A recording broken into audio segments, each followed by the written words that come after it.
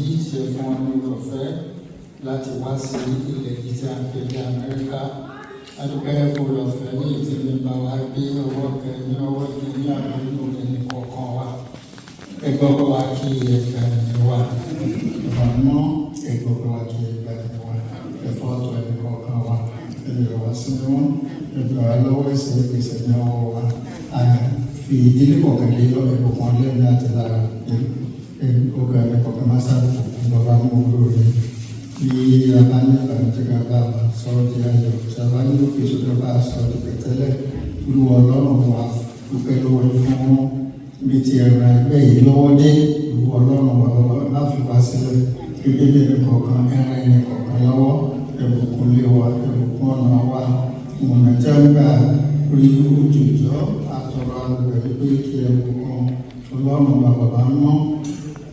Gbàgbà fún àwọn ọmọ wa ẹgbẹ́ ọ̀sẹ̀ fòkòrò yín bàbá mú olórí ìlànà rẹ̀ kàn wọ́n má jẹ́ kí ayé lórí wọn pèsè má jẹ́ kó kó san ọmọ wa lójú ilé ìmọ̀ rẹ̀. Sọ̀rọ̀ bàbá mú àlọ́ dé má jẹ́ kó jẹ́ tiwa ẹgbẹ́jú wa lọ́wọ́ rẹ̀ jẹ́ ẹ̀pọ̀ kan wà lọ́wọ́ bá ń jẹ́ kí sórí fún wa tọrọ abẹ̀rẹ̀ lórúkọ Jésù Kristi Olúwa àti olùdáǹdè wa.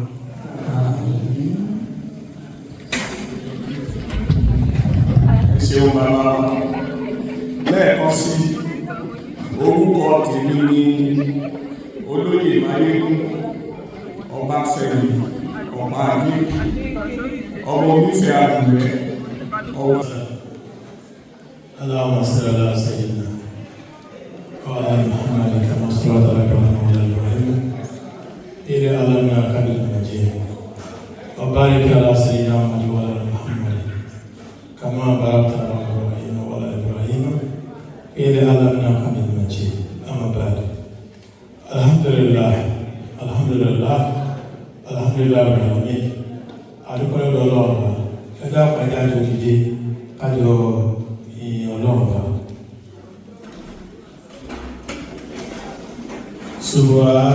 Subhanallah walhamdulillah wala ilaha illallah Allahu akbar Allahu akbar Allahu akbar wala hawla wala quwwata illa billahil azim. Subhanallah walhamdulillah wala ilaha illallah Allahu akbar Allahu akbar Allahu akbar wala hawla wala quwwata illa billahil azim. Subhanallah walhamdulillah. Ẹ jẹ́ kí wọ́n má bọ̀ mo ò tí ì rí yín dáadáa.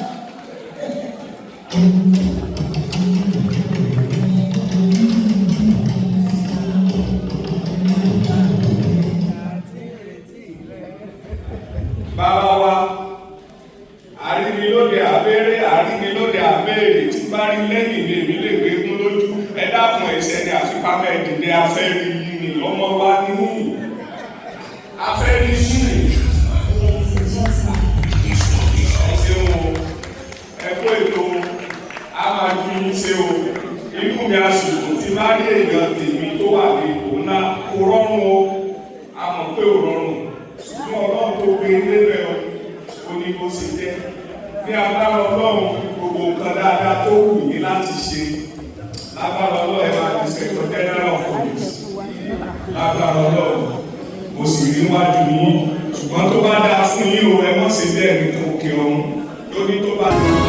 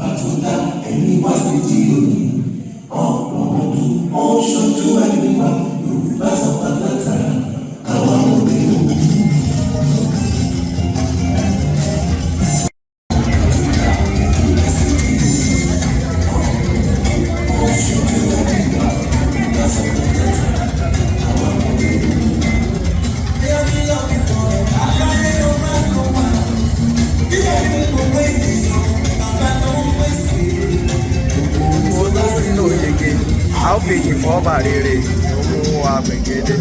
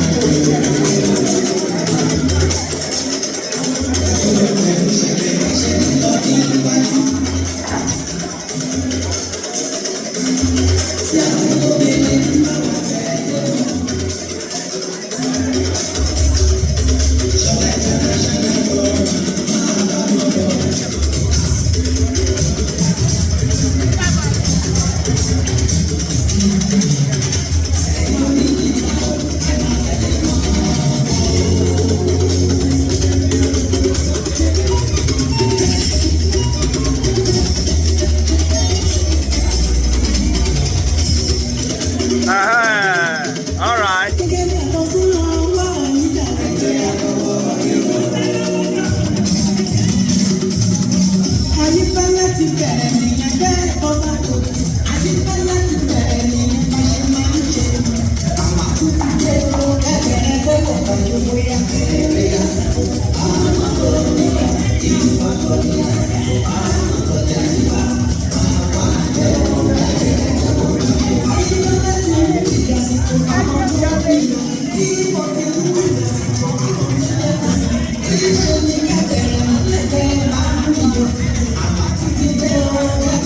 Ọwọ́ mi ti mú.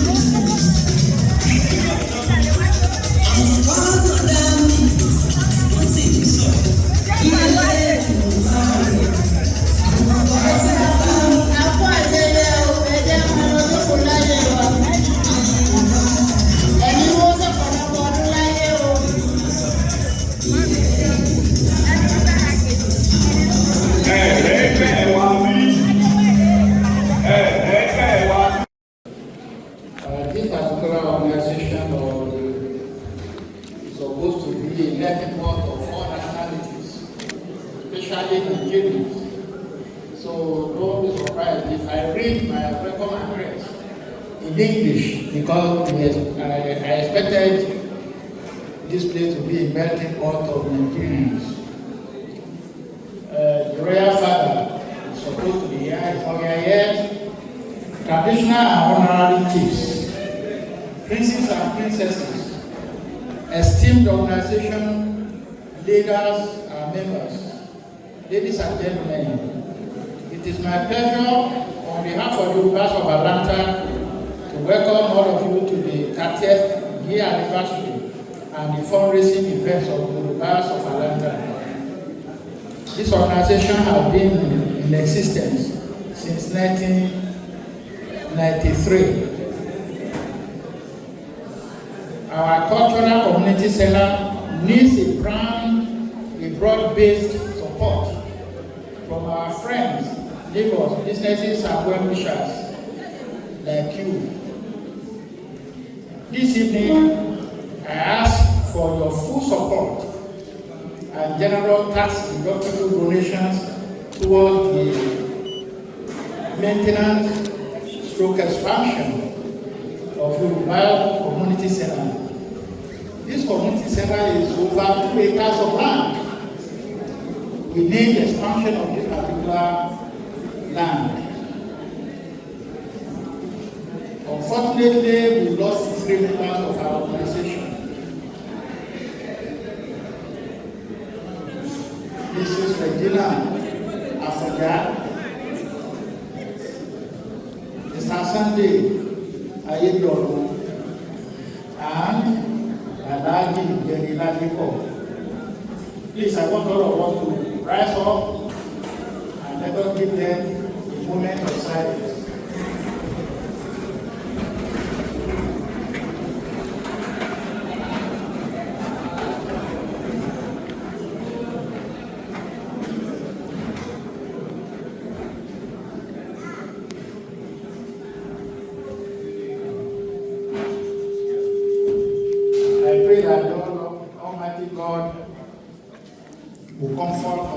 Comfort the members of these families. Let us have a seat. Thank you.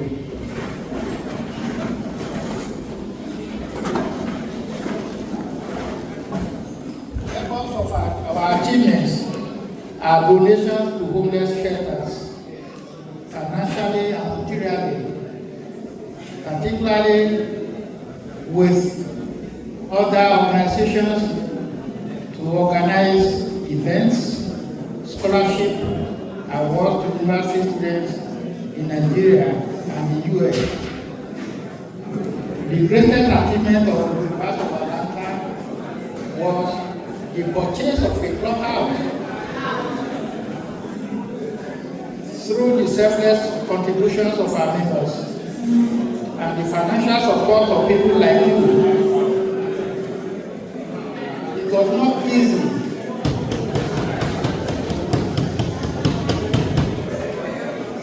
Hello? Hello?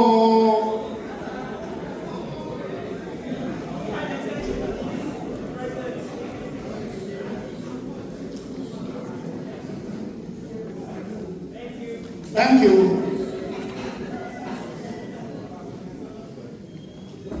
The greatest achievement of the Yorubas of Atlanta was the purchase of a clubhouse through the selfless contributions of our members and the financial support of people like you. It was not easy to secure a clubhouse by any organization, but by the grace of God, we made it happen in 2011. I want you to know that you have a financial problem. Thank you. I want you to identify with us to solve this problem financially and significantly by blessing us with good money. Tonight, the current officers will vacate their positions and a brand new executive will be sworn in. Please, help me to make the new administration happy by your generous donations. And I wish that somebody will be generous enough to give us big money for the expansion of this particular house. We have been expecting and we have been praying that one day somebody will wake up and say, hey, to the back of an answer, I give you this amount of money. Please help me to make the new administration happy by your generous donations. Thank you very much and God bless you very deeply. And good night.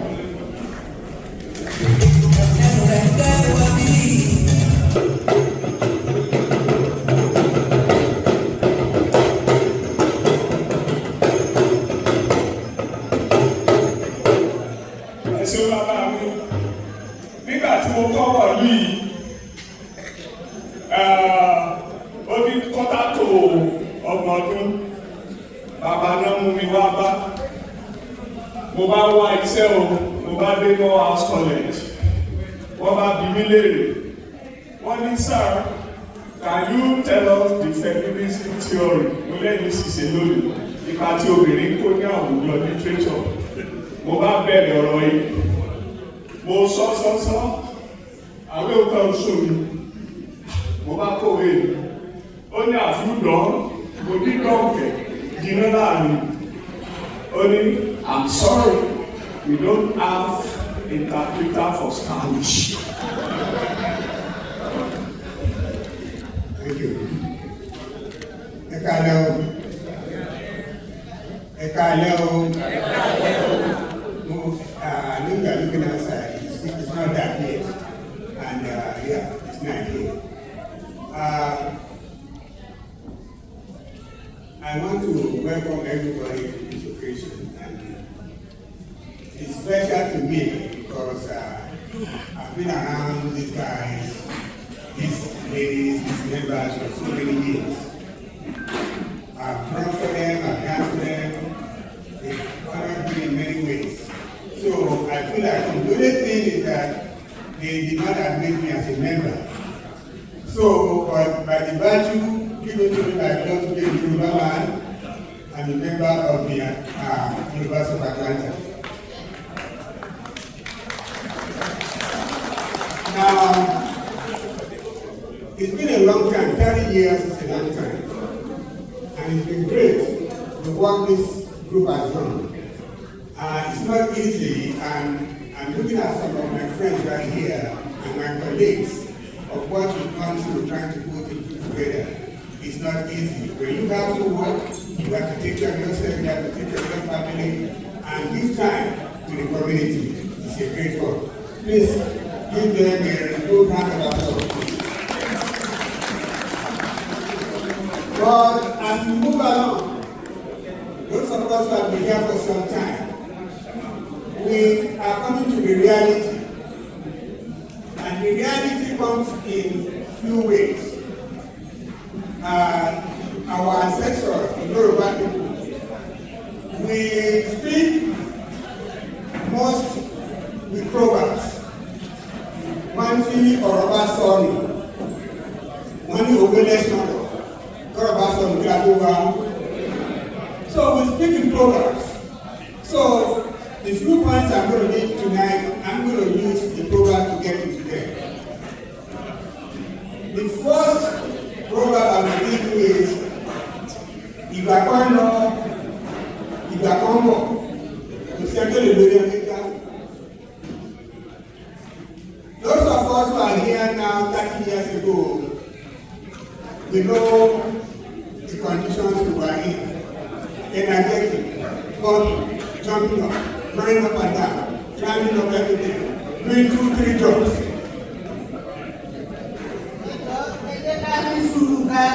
Àwọn sọ̀rọ̀ sí fún wa ni ẹlẹ́bí gbogbo wá jókòó bá sì àkẹ́kọ̀ọ́ kan tí wọ́n sọ ẹjọ́. Yes, so as I'm saying, 30 years ago we were here, we were not.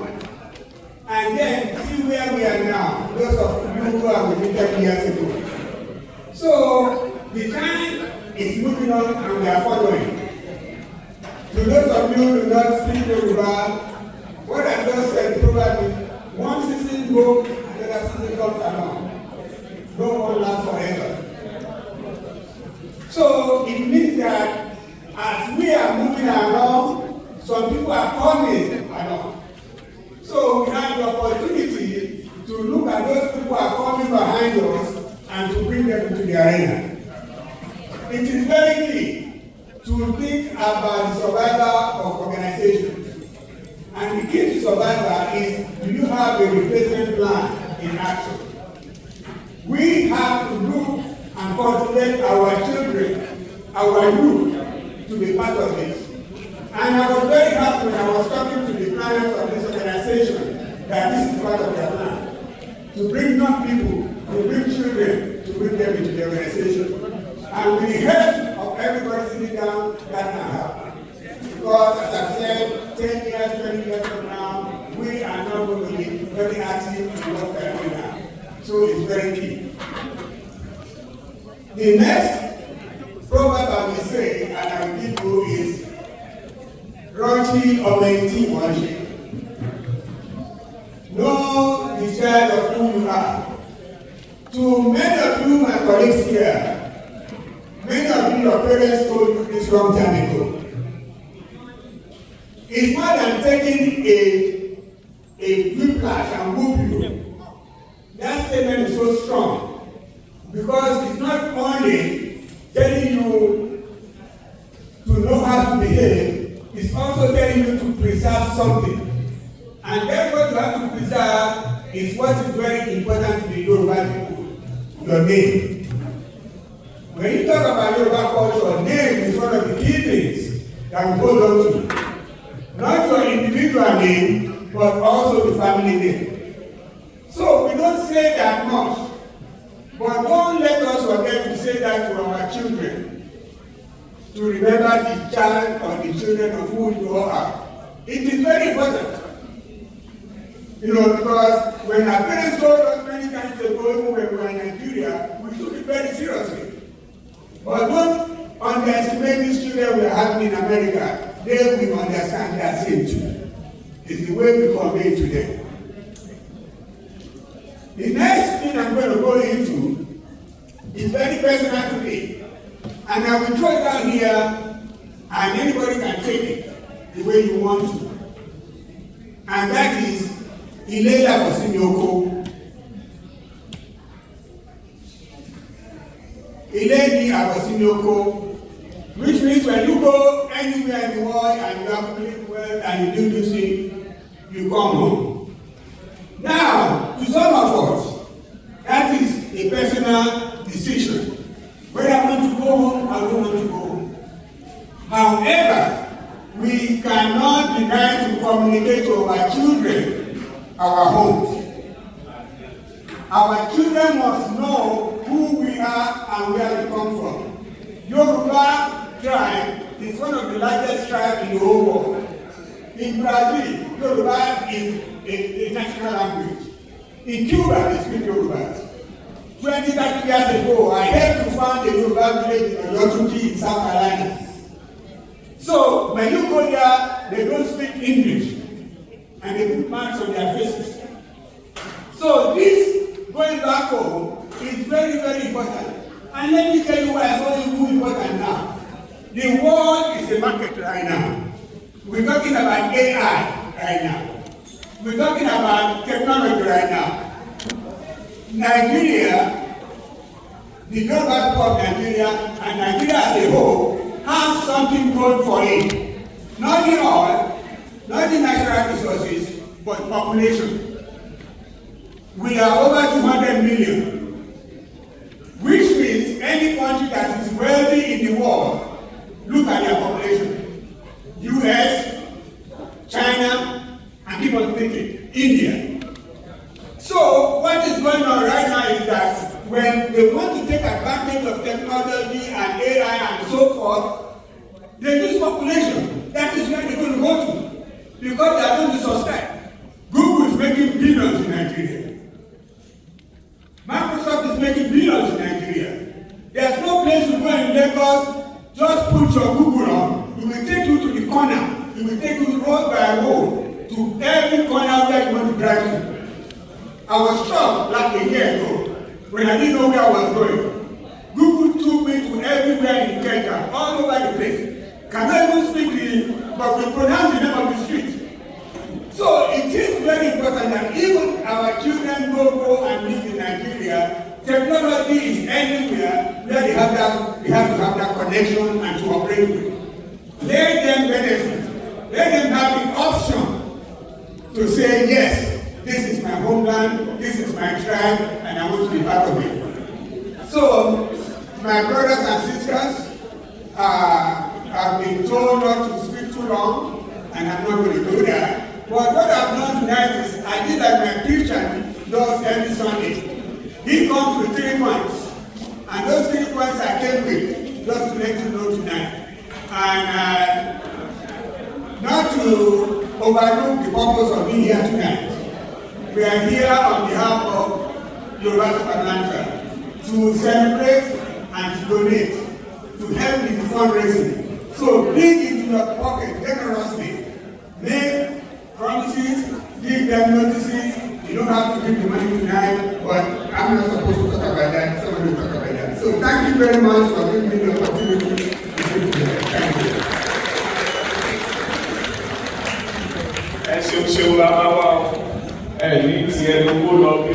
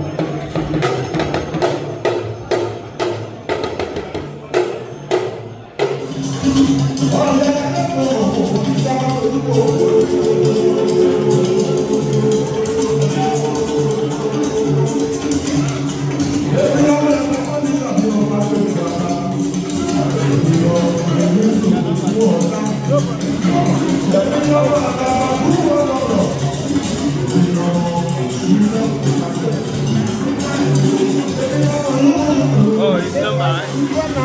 Yeah.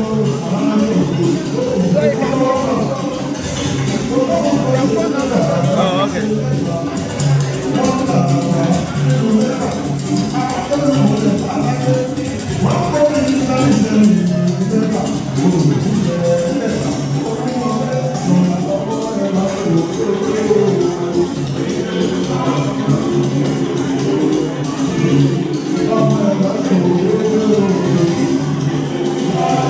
Thank you.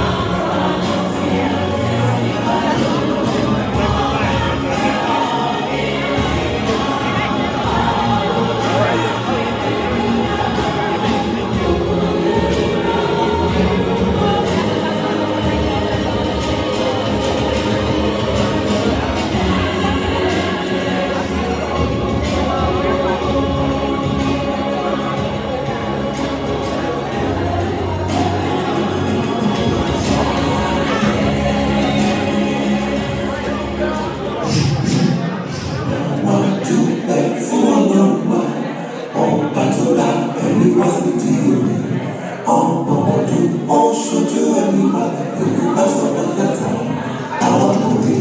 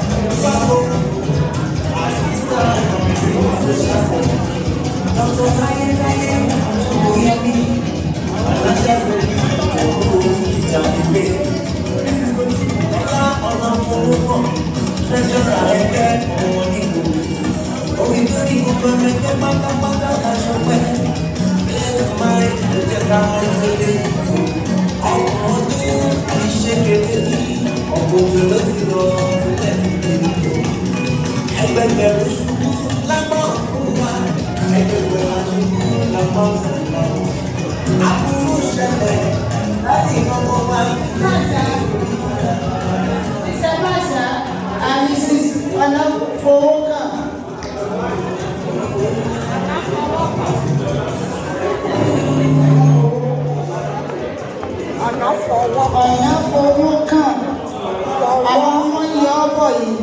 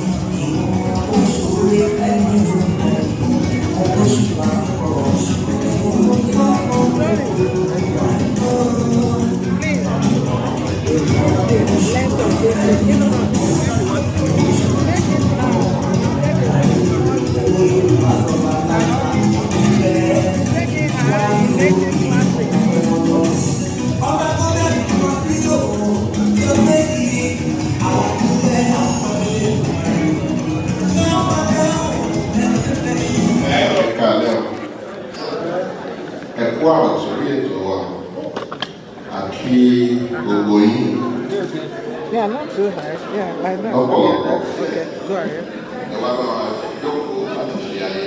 Take your hand. Okay. Hey, man.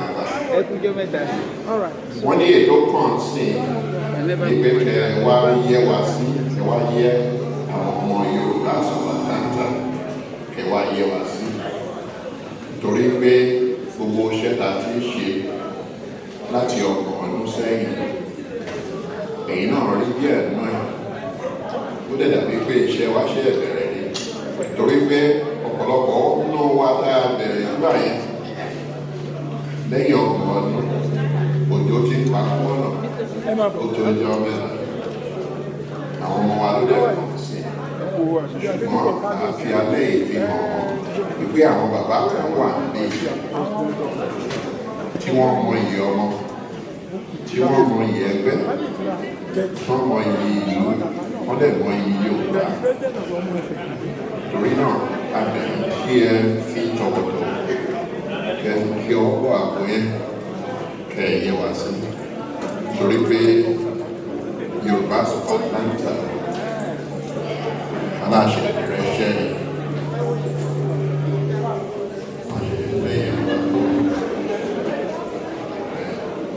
Ó dàbí pé à ń bẹ̀rẹ̀ láti jẹun wà títa máa kárí gbogbo àwọn tables láti máa pín envelope sí ẹni tí wọ́n ní wọ́n ti pín envelope already. À ń bẹ̀rẹ̀ látòrí jẹun wà láti ọ̀dọ̀ kábíyèsí Abáyédúwà ọba Kérésì kábíyèsí o ọkàn mi balẹ̀ pé kábíyèsí ti lóòdù èébí. Kábíyèsí ikú bàbá lè tẹ ìkejì òrìṣà bá sọ̀rọ̀ Ọ̀rànmíyàn bí ọba bòmí wàá gbó wàá tọ́ ń ra sí ọ́ ń ra sọmọ rẹ gbogbo wọn bá ṣe amájúṣe àwọn alálẹ̀ agbóòtì ọ̀rọ̀ ìgbàrún mọ́lẹ̀ olùkọ̀tún òsì olùkọ̀tún wájú ájú ọṣẹ́ o ẹ káàbọ̀ sí orí ètò yìí àfáà sọ̀rọ̀ òjòkù ó lọ́lọ́run sẹ̀rí òun Báṣọ̀run Oòduà Báṣọ̀run Ọ̀rànmíyàn wọ́n ti wọlé ọ̀rọ̀ yìí sojú yíná kò tó sẹ́yìn ní ẹ dákun ẹ bá wa kọwọ́ sí àwò wa Ọ̀rànmíyàn àgbè gbogbo wa o.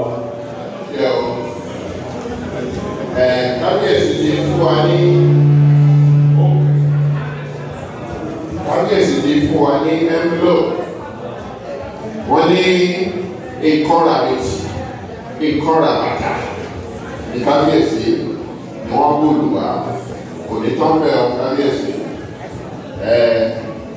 Báṣọ̀run ó dàgbẹ́ wọlé sásìkò ẹ̀kú àbọ̀ sórí ètò yìí ìyá wa pọ̀ lọ́dọ̀ yín sí ìyá wa pọ̀ lọ́dọ̀ yín sí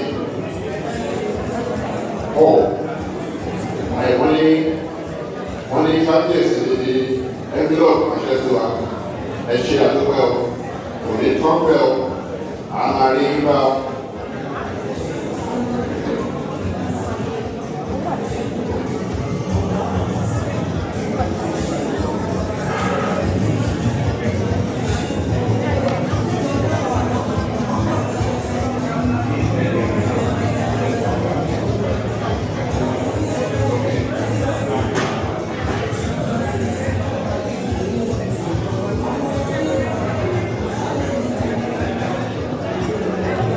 Àtẹ̀lẹ́ àdírẹ́sì wá wà lórí envelope ẹtí ò bá lẹ̀ sí lórí envelope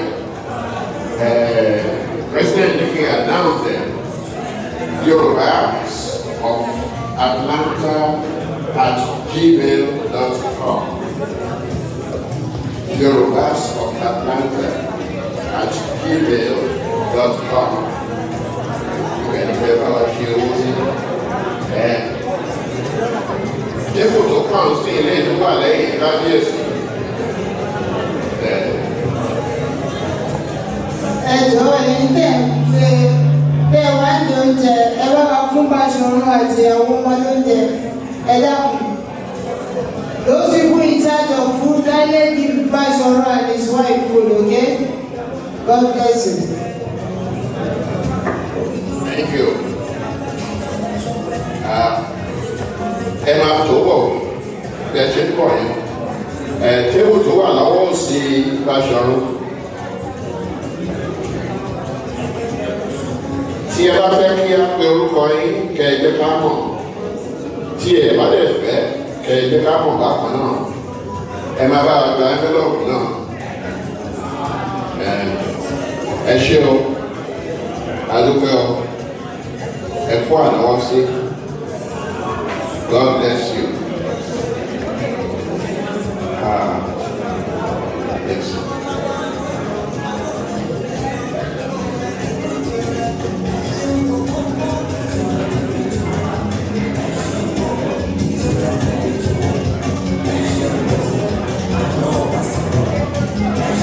Oh yeah. Ẹ máa tó bọ̀ bẹ́ẹ̀. Ẹ jẹ́ ká máa bá a bọ̀ bẹ́ẹ̀.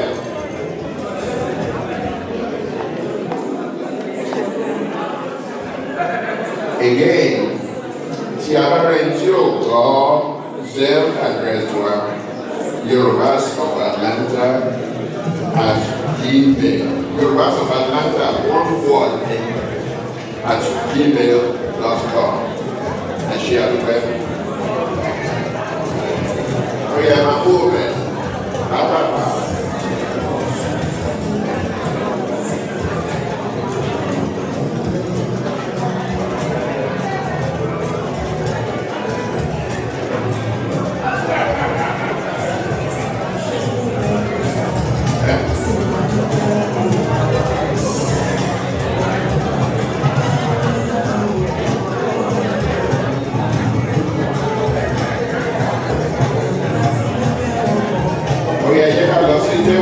Tó tẹ̀lé yẹn orí àwọn aláàjì àwọn aláàjà àwọn bàbá wa láti ọjọ́ pípẹ́ ẹ ṣe ẹkú gbogbo bàbá bá ń pè ní ẹ̀jẹ̀ wa ọlọ́run máa jẹ́ ẹ̀yìn náà ilẹ̀ tí ń mu kò ní tán bẹ́ẹ̀ o ọlọ́run máa fi ọ̀pọ̀lọpọ̀ thank you very much.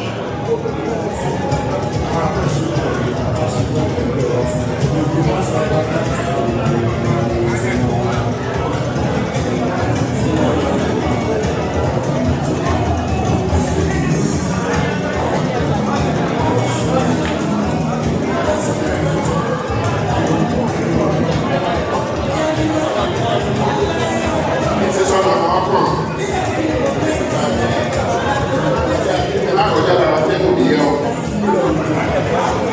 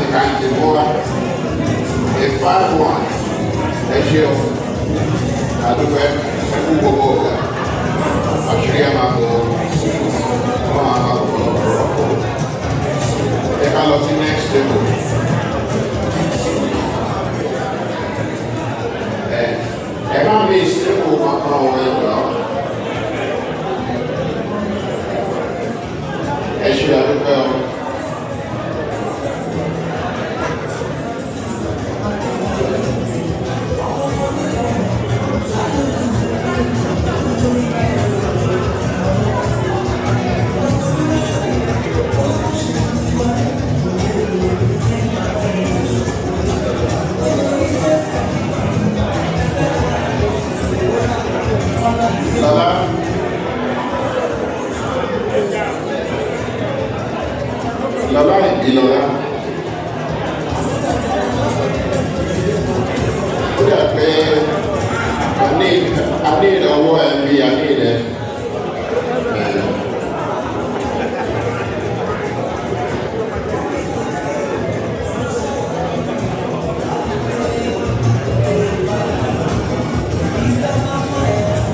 Ẹ jẹ́ ká máa mú àwọn lérò yẹn léra wọn.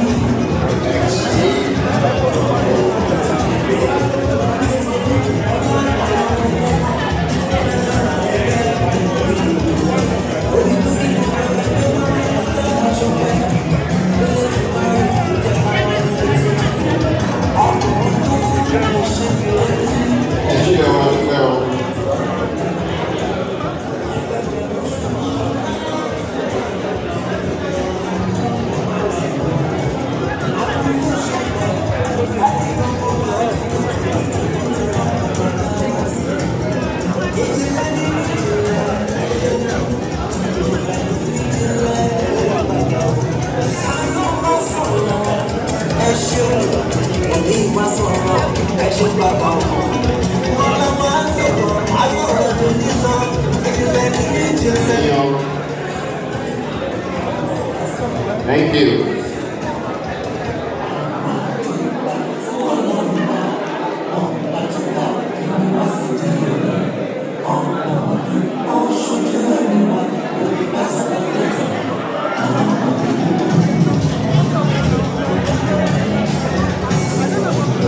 Next skill, please. Thank you very much. We appreciate you. I'm a really about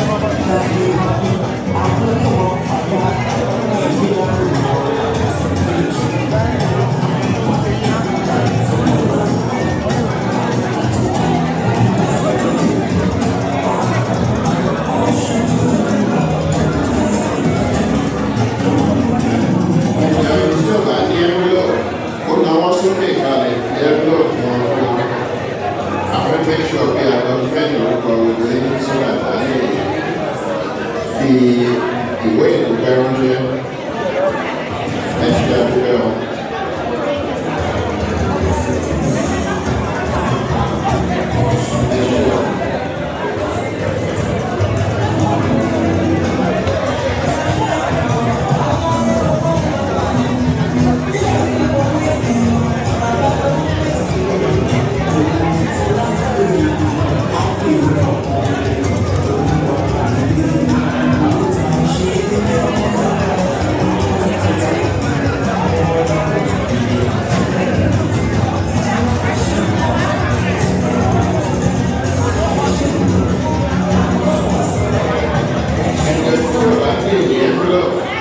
Ẹ̀nàwọ́ sókè wọ́n lè mú wá fún mi.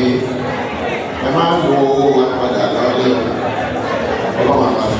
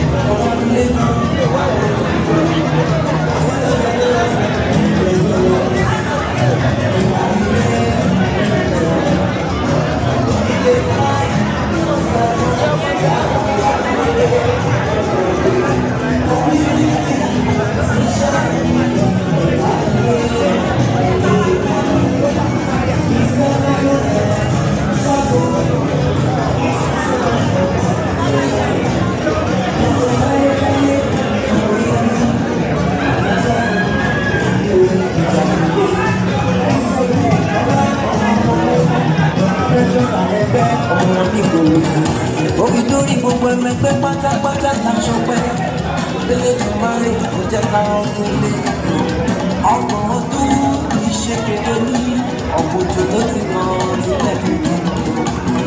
Ẹgbẹgbẹ̀rún ṣubú lápá ọ̀tún wa, ẹgbẹgbẹ̀rún wa ṣubú lápá òsì wa. Aburú ṣẹlẹ̀ sáré ìkọ̀kọ̀ wa tilétilé tẹ̀bí tàdá bàbá náà sí. Ìjìnlẹ̀ nínú ìjìnlẹ̀ ẹ ṣeun, ìjìnlẹ̀ nínú ìjìnlẹ̀ ẹ ṣeun bàbá o. Àná wa sọ̀rọ̀ ẹ ṣeun, òní wa sọ̀rọ̀ ẹ ṣeun bàbá o. Mọ̀lá wa sọ̀rọ̀ àsọ̀rọ̀ tó ń lọ, ìjìnlẹ̀ nínú ìjìnlẹ̀ ẹ ṣeun gbogbo, ìjìnlẹ̀ nínú ìjìnlẹ̀ ẹ ṣeun gbogbo, ìjìnlẹ̀ nínú ìjìnlẹ̀ ẹ ṣeun gbogbo. Àná wa sọ̀rọ̀ ẹ ṣeun gbogbo. Okay.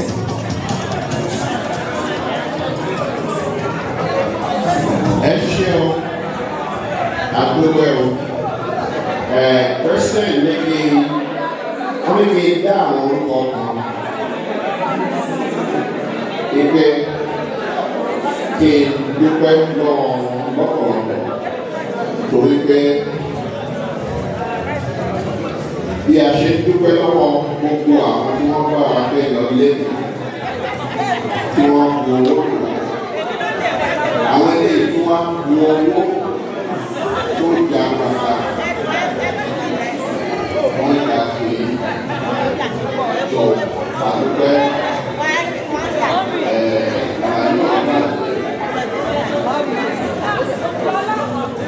Ọlákẹ́ Mandona Dr. Yo, Mr. and Dr. Mandona,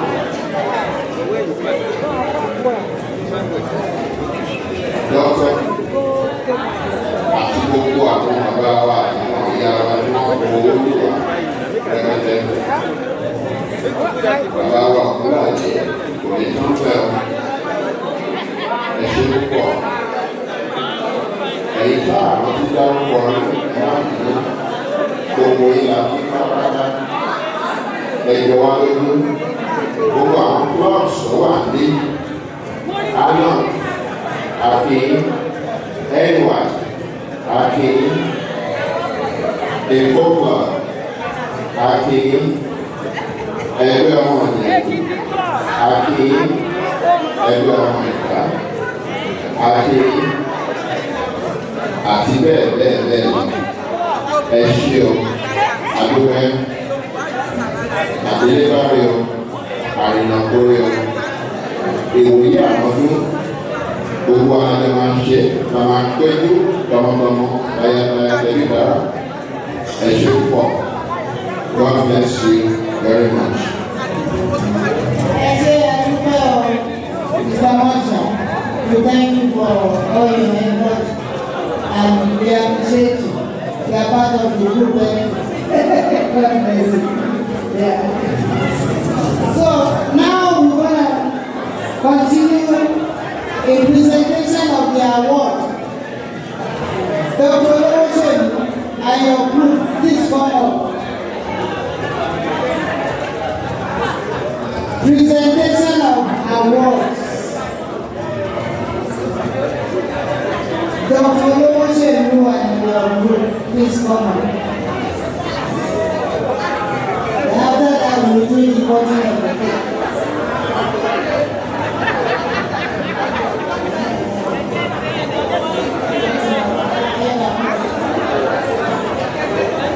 Àsìkò tó báyìí láti fún àwọn èèyàn.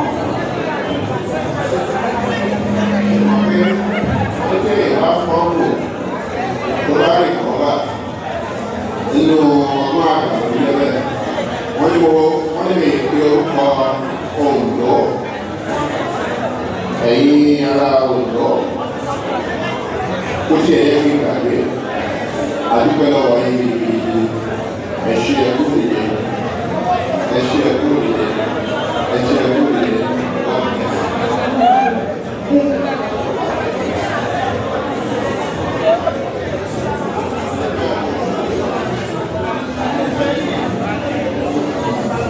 adúpẹ́ ní ọwọ́ ẹgbẹ́ ọmọ Òṣogbo the capital city of Osun State. We always appreciate you. Donation. Thank you.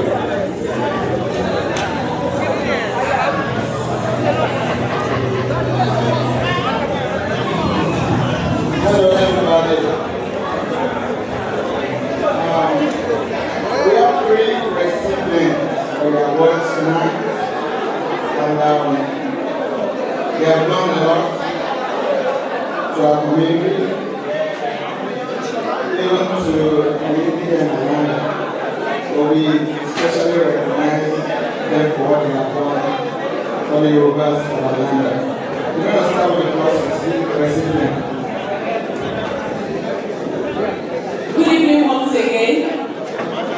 For the first recipients, I'm going to read the profile. I'm going to read the profile of Engineer Rufus Oladapo. Engineer Rufus Oladapo is from the town of Okeagbe, Akoko, Yoruba State. He attended Abua Grammar School in the United States of America. He obtained his BS in Civil Engineering from Huntsville, Alabama. Engineer Oladapo is the owner of KEMI Construction Company, which was established since August 1989. His company has been involved in various infrastructure located throughout Georgia, most including DeKalb and surrounding counties. Engineer Oladapo is a philanthropist who supports communities and various organizations, including Yorubas of Atlanta. The 2024 award is presented to Engineer Rufus Oladapo in appreciation of his dedication and support for the progress of Yorubas of Atlanta over the years. Kindly give him a round of applause while we receive this award.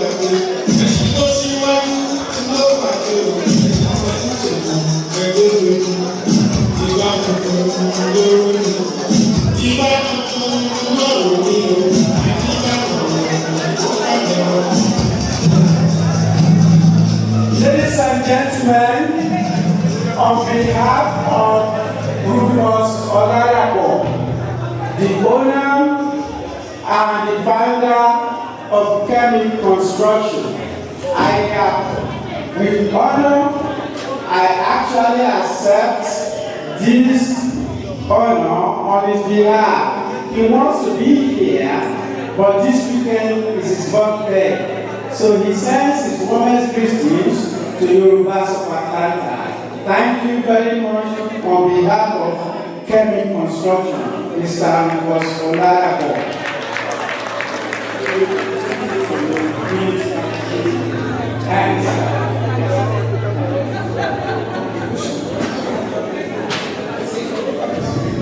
A round of applause once again, please. Good evening.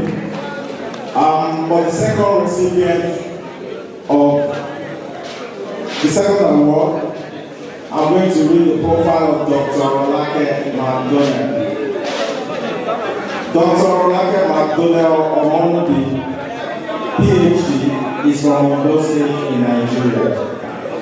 She's a political scientist, a journalist, a lecturer, and a successful entrepreneur who operates many companies in Georgia. She received a doctoral degree at Clark Alava University in Georgia. She obtained a master's degree in international relations and media communications from Western University. She is a strong advocate for Nigerian women's rights. She is the author of a book titled Gender Inequality in Nigeria.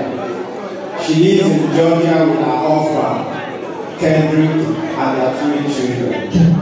She's a philanthropist and always eager to render her support in the community. The second 2024 award is presented to Dr. Mrs. Olake McDonnell. in appreciation of our dedication and support for the progress of Yoruba of Atlanta over here. A round of applause for our please.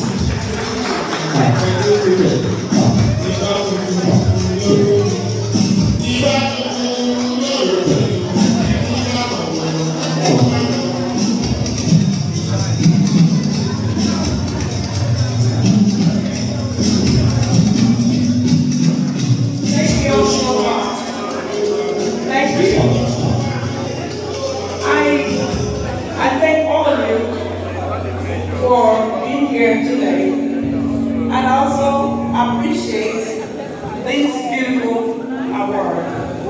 I accept this award on behalf of my daughter, Naomi, my husband, 5 years, McDonald, and this award is also for all the wonderful people, all the individuals in the diaspora who continue to work tirelessly to help people back home.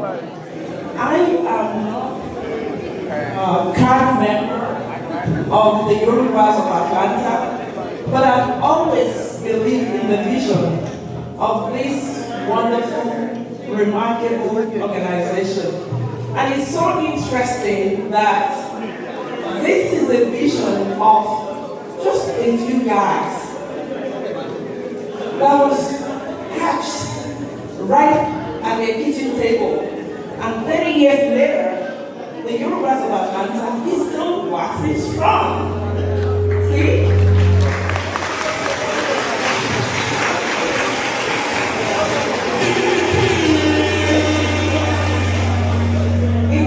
Easy to have an organization. You all know how difficult it is when you have different people with different ideas of how to do it. But this wonderful organization kept on thriving and thriving and thriving. 30 years old. I think we need to do one round of applause one more time. Yeah.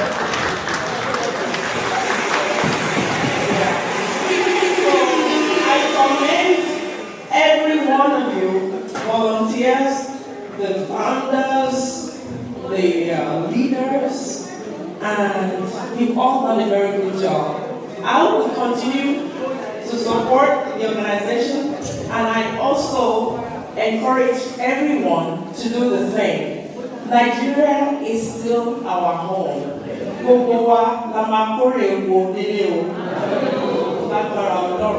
So Nigeria might be difficult today, but Nigeria is waxing strong.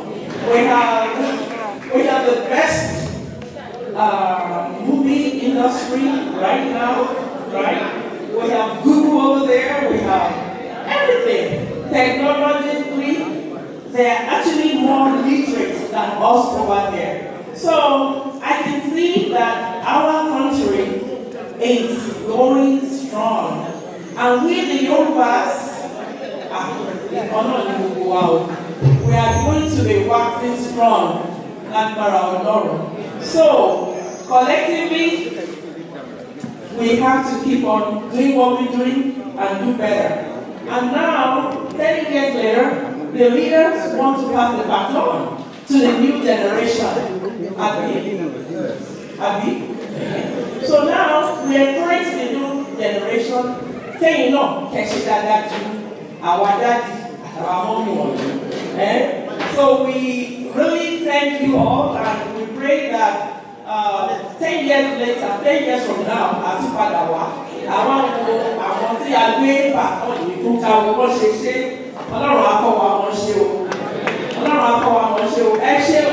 thank you all so much. We love you. We appreciate it all.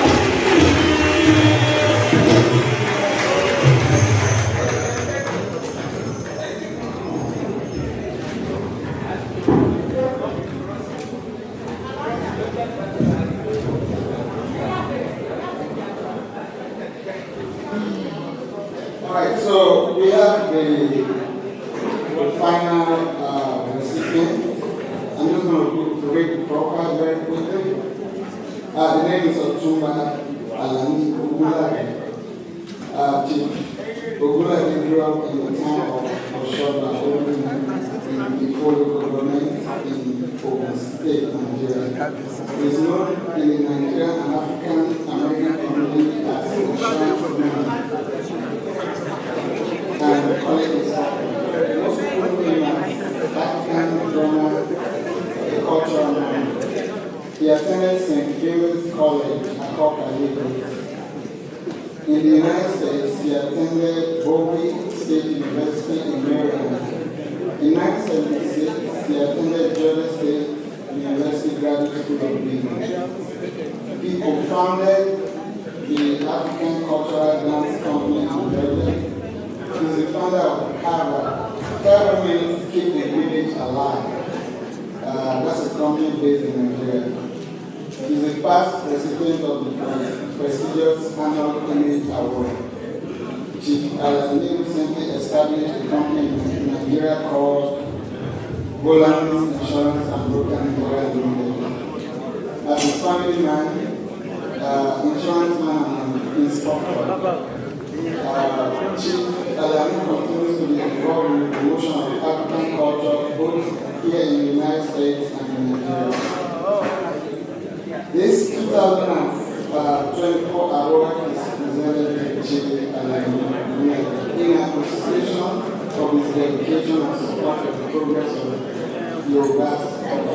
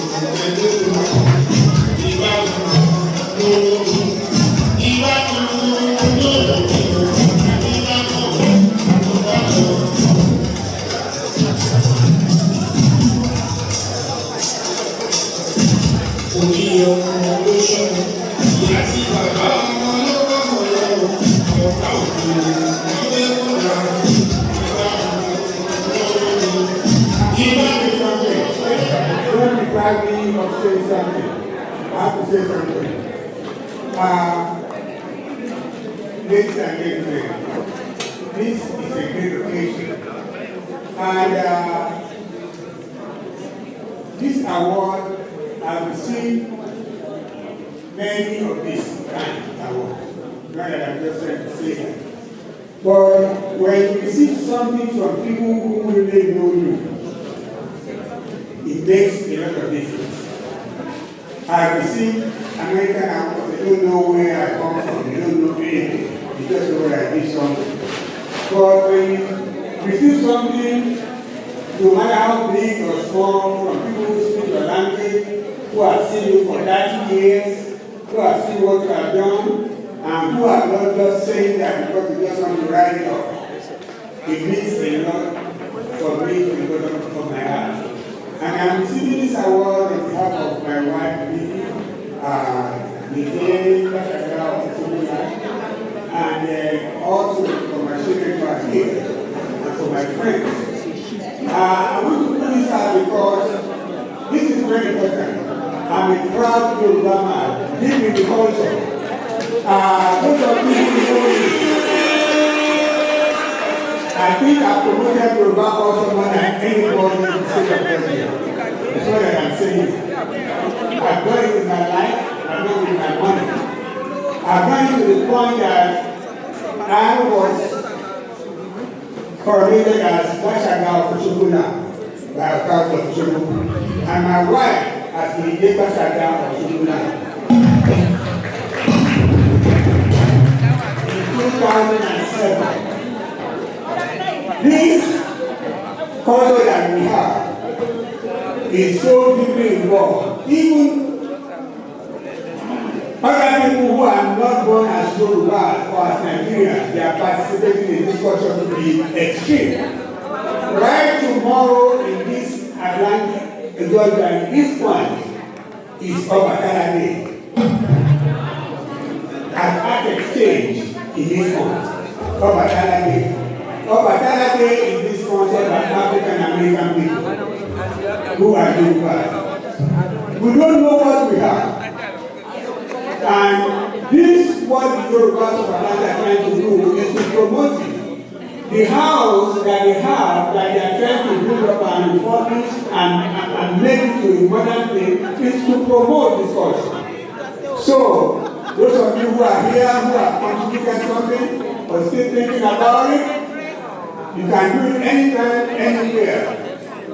Anyhow, cash, check, zero. I just have to go to that point. So, thank you so much for this award. I share it very, very well.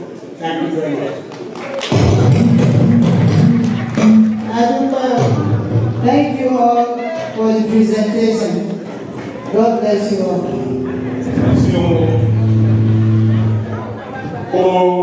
Ẹ̀yin tí ẹ bá àmì ẹ̀yẹ òfìdí náà tọrọ. Wọ́n ní ìbásorí gbogbo ní gbẹ́nu lé adé ní gbẹ́nu pósí, ìlókò gbogbo, ìbá títọ́ nínú gbó, adé afúnpa ẹni tí ń ké ìjọ̀wé ọ̀rùn bọ̀ wálé adé, ẹni olórí irun tó nǹkan, òwèrè là ń jà, òwèrè. A dúpẹ́ lọ́wọ́ ẹ̀yin tí ẹ fún ẹgbẹ́ ọmọ Yorùbá ní owó. Ohun tí mo fi dá lójú sí ni pé adìyẹ tó ń tọ̀ sínú kòkò ẹ mọ́ bá pé o sáré rẹ̀ ló tó ṣe. Gbogbo ẹ̀yin tí ẹ fún wa lówó, owó yín ò ní wọ gádó, kì í bẹ̀ sí pé owó tó wà nílẹ̀ yìí àní òkè èèyàn kan owó jẹ gẹ́gẹ́ bí bàbá mi òkè ọ̀hún tó ní fàdérera wọ́n ní mo kówó jẹ ìgbẹ́jọ́ tí mo ti ń ṣe ká ṣé mo ṣe ká owó rí tó ẹ dákun owó yín àmọ́ dáadáa tí mo yóò lò tẹ́kùn fún wa níbi ní ọdún tó wọ̀. Adúpẹ́ o, ọ̀la ó ń kọjá lọ, inú òní dùn láì mọ̀ pé òun gangan bọ̀ wá di ọ̀la. Tomorrow is passing by. Today is very, very happy. Unknown to him, actually, he also is going to be tomorrow. So, Yorùbá sọ pé èwùrà káfojú kékodò, ẹ̀yìn fọ́ káfojú kan adìyẹ tó ní omi. Ká dúpẹ́ ní ọwọ́ àwọn tó ṣe dáadáa tó ṣe kù. Ní àsìkò yìí, a fẹ́ fi àwọn olóyè tuntun hàn. Ẹni tí a lè fi ọ̀rọ̀ yìí sí ní ẹnu ni pé èèyàn wa tí wọ́n dátọ́ tí wọ́n lè bá wa pè wọ́n ní alàgbà Ṣọlá Adélékè àti onímọ̀ ẹ̀rọ Wahab Alábí.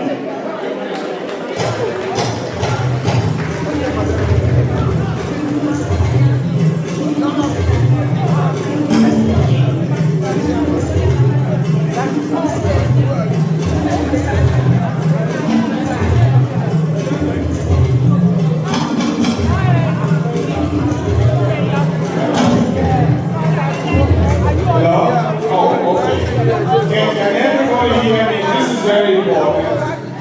Please listen. On behalf of myself and engineer and the Chief of we want to present the new officers. This is the people that will be steering the wheel of the Yorubas of Atlanta for the next couple of years. But I would just want to mention a very simple thing first. It was Anna's Hemingway, many of you know the writer, a poet. He was even a journalist. He said, today is only one day in all the days that we will ever be.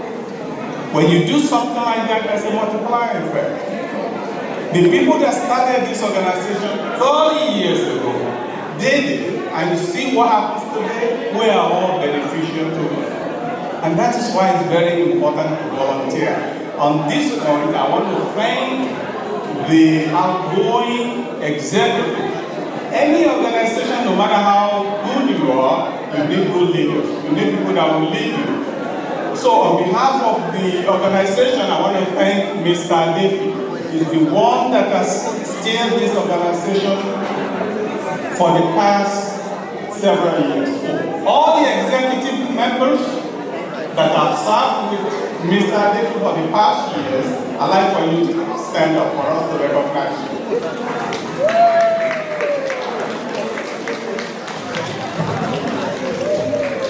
Thank you for your service.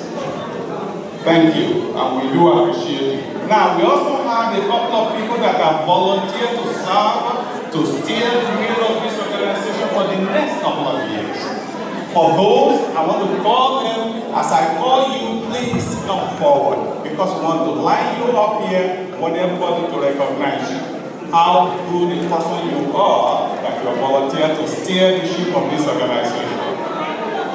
The president, the next president of this organization is Engineer Taye Sangoyomi. Will you please come up here?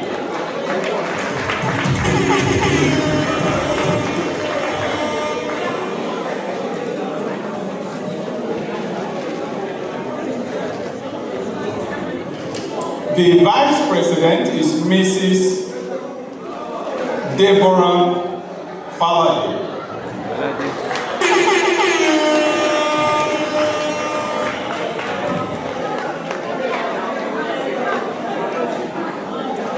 The general secretary is Mrs. Adefunke Adefi, JP.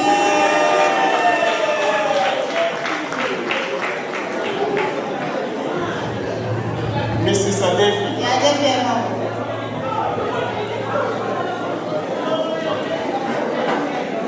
An assistant secretary is Mr. Wale Amodu.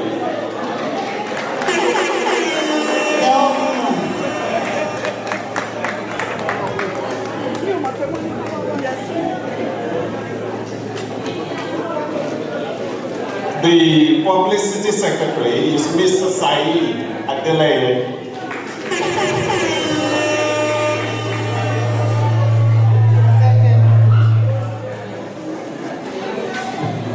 And the assistant publicity secretary is Mr. Bamidele James Henry.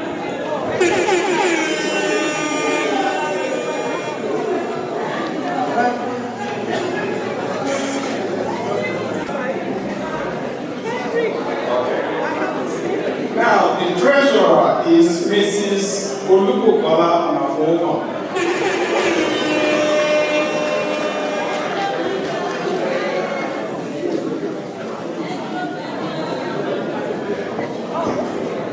And the financial secretary is Alhaja Mujida Ladipo.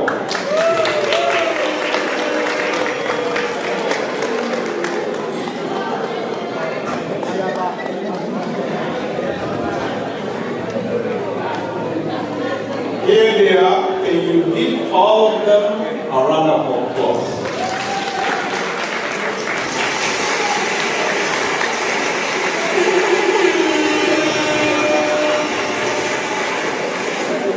We thank you and we wish you well.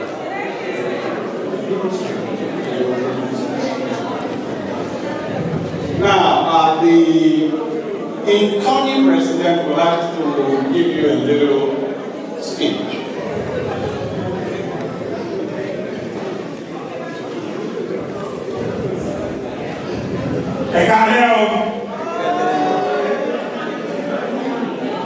Oh, my boy.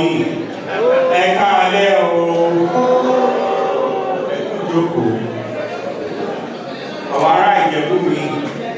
so. Àwọn ará Ìjẹ̀bú ni ẹ̀wẹ̀ so. Ará Ìbàdàn kí ni so. Ẹ ṣe o, ọ̀rọ̀ tó máa sọ lẹ́yìn ṣókí náà. Ọ̀gbìn tó bẹ̀rẹ̀ ọ̀rọ̀ náà, máa fẹ́ kí àwọn bàbá wa ọba òjò jẹ. All our distinguished guests and every one of you tẹ honor Wale by having your presence here tonight. Oh, wait, there are so many other things that actually, but you came here to honor our invitation.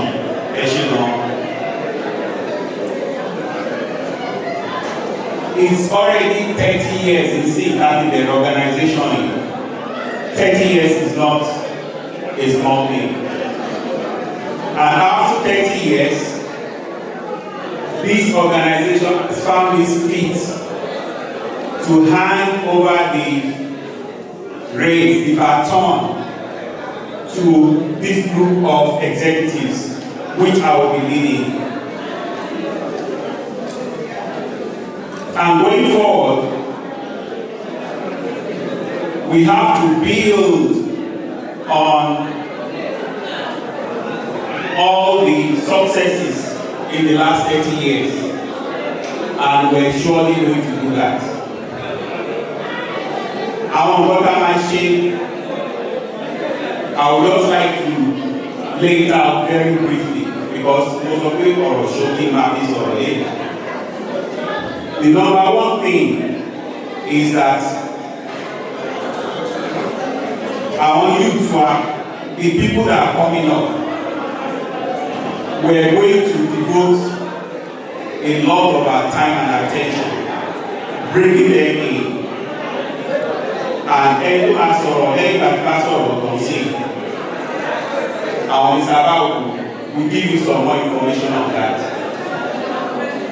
Second thing, you pay February brochure, you see the list of all our members.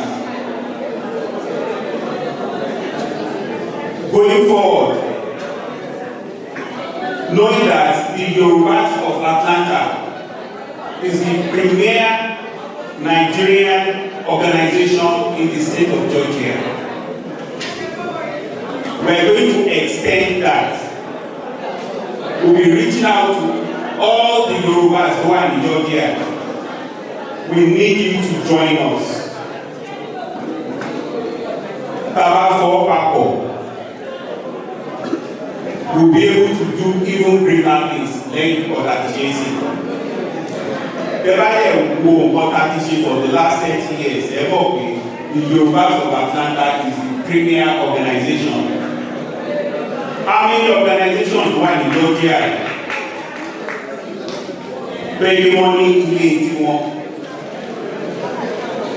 Very few or none at all. For Yorubas of Atlanta does.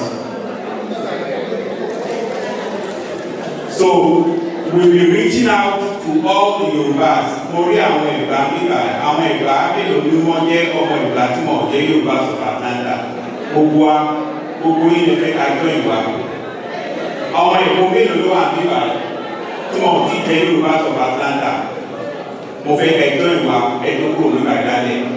In fact, one of the ladies of Yorubas Èkó club came up to me and said, I like this organization so much. I'm going to join you guys, and we're going to welcome her. The other thing that this new executive is going to be working on is the promotion of the cultural heritage of Yorubas in Georgia. Our partner with all organizations that are interested in promoting the culture and heritage of Yorubas. And in addition to doing that, we're going to extend it even to the American community. Because the American community, they need to know that there are Yorubas in Georgia, they need to know about our culture and traditions. When you look at the whole world in terms of culture coming out of Africa, the Yorubas are the premier. There is no continent, in the whole world where you read some aspects of Yoruba culture. And so we need to be able to show that in the state of Georgia. Lastly, we are going to continue our outreach in the community that we are in. The value of what I teach over the years now, we reach out to our community, we make donations to the less needy, both here and in Nigeria. We have a scholarship fund that we use to sponsor outstanding students in Nigeria and really by now. And so those are things we're going to continue with. So in conclusion, I would like to thank our invitation all of you and Bashishi. The main focus of today's is to, number one, celebrate our 30 years of existence, and secondly, to raise funds. So as another round of fundraising before we leave tonight. Hurry up, quick. Bí a mọ̀ sí nígbà nígbà ká bẹ̀rẹ̀ the first round. A lè mọ̀ bí àwọn ọmọ náà wọ́n tún lè fún pé iye tí wọ́n fún wa ní ìbẹ̀rẹ̀ yẹn pé kò tó pé máa tún fún wa sí. So we are going to do another round of fundraising. So ẹ ṣé gan-an, and myself as the president and all the executive members that stand behind me. We are a strong team. We are a fantastic team. I will continue to lead this organization up and away. Thank you all.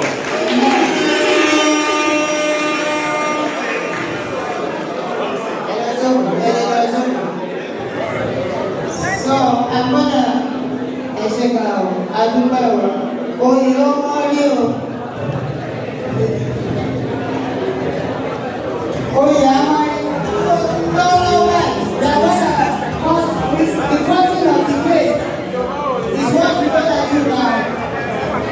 I will call on Mrs. Grace and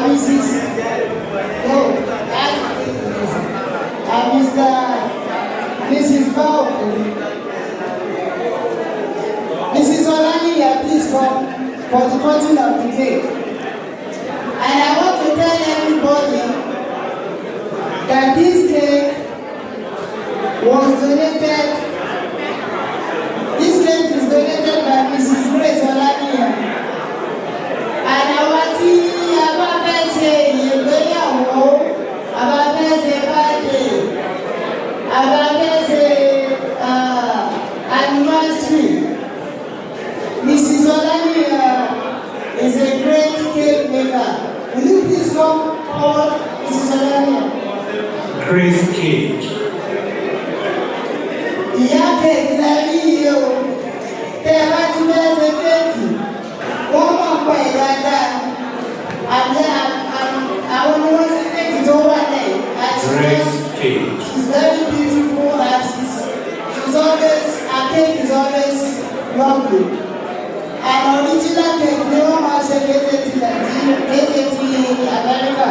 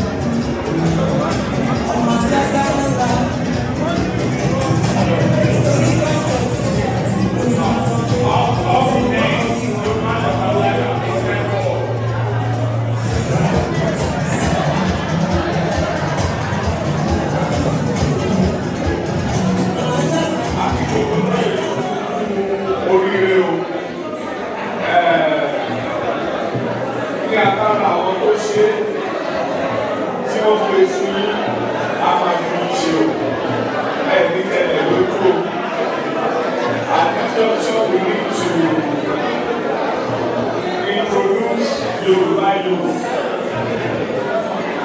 by Mr. Kuleka Oku. Àwọn ọ̀dọ́ lápá, àwọn ọmọ wa, alàgbà Kuleka Oku, wọ́n fẹ́lẹ́ wọ́n mọ̀. We really appreciate your support, Yorubas of Atlanta. I want to introduce one project, an initiative going on in the organization. Audience, please.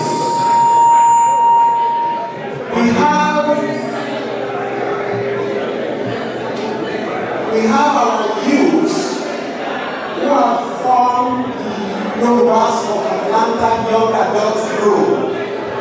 And what is the purpose of bringing our youth together? And I'm sure we've had some of our speakers today. They will talk about the importance of our youth in the environment. We are the Yorubas of Atlanta. We know that it's time now for us to pass the baton to our youth. We are not going to have the next generation. What we want from every one of us here tonight, and we want you to spread the message, is if you know any young adult under the age of 40 years old, we want them at the Yorubas of Atlanta. We all know the importance of our culture. We all know why it's important that our language should not be banned. We know what's going on all over the world, most especially with our Yoruba language. We know that it's important that we, as the older generation right now, try to encourage all our youth to be able to live our culture, tradition, and values. We would like you to help us spread the message to all our youth. It doesn't matter where they are. They can be in any of the United States.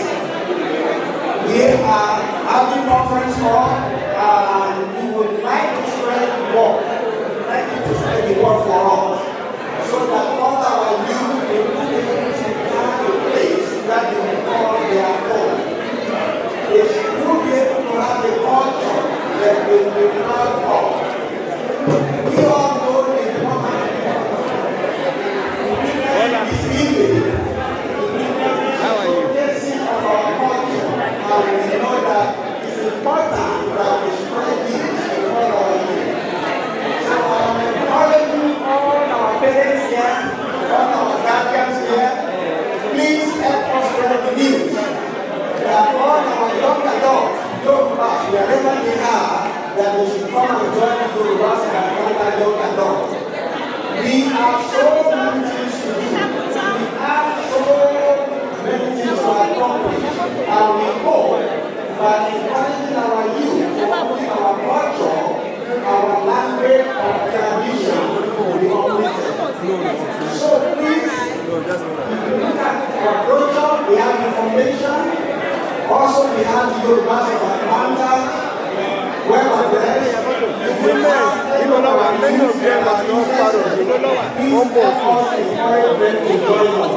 Thank you, and thank you for your support.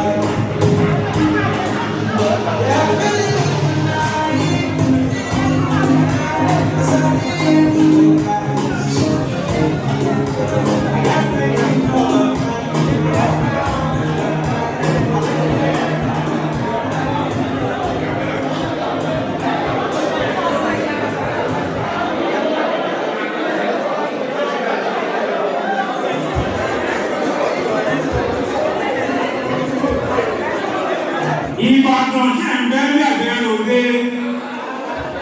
Ìbàdàn kí ni sóò?